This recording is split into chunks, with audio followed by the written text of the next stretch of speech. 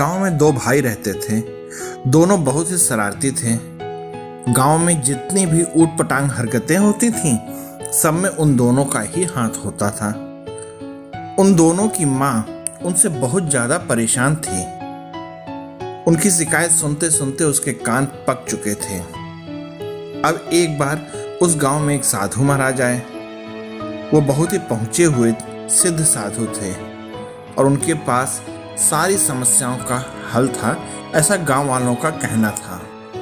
जब वे उस गांव में आए तो उस महिला ने भी सोचा कि चलो क्या पता मेरे टेढ़े बच्चों को ये सीधा कर दें।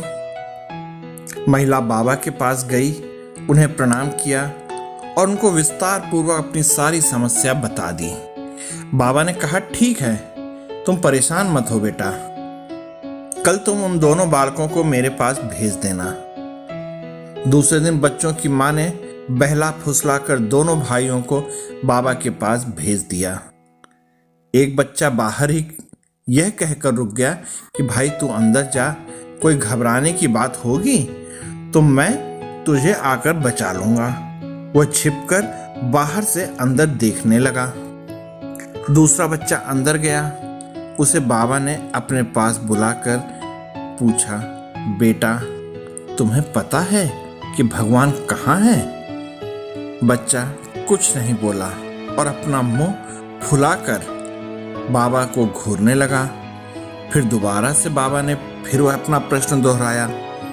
2-3 बार अपने प्रश्न का उत्तर न मिलने पर उन्हें थोड़ा क्रोध आ गया और वो बोले, मैं तुमसे कितनी देर से पूछ रहा हूं, तुम मेरे प्रश्न का उत्तर क्यों नहीं दे रहे हो बेटा? तब बच्चा अचानक से चेतना में आया और बड़ी तेजी से वहां से भाग गया और घर जाकर दरवाजे के पीछे छिप गया। उसका भाई भी उसके पीछे पीछे भागा और गांव में उसे ढूंढने के बाद जब वो अपने ही घर में दरवाजे के पीछे छिपा मिला तो उससे पूछा कि बता भाई क्या हुआ, बाबा ने तुझे मारा था क्या? तब बच्चा बोला, नहीं भाई, कोई भगवान है जो गुम हो गया है। ये लोग उसका इल्जाम भी हमारे ऊपर ही लगा रहे हैं। उसकी बात सुनकर दूसरा भाई अपना माथा पकड़ लिया और बेहोश हो गया।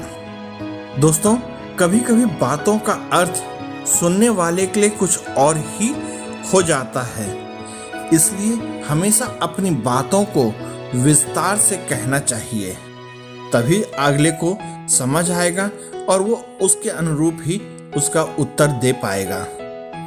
अगर आप लोगों को ये कहानी पसंद आई तो कृपया लाइक, शेयर और सब्सक्राइब कीजिएगा। धन्यवाद।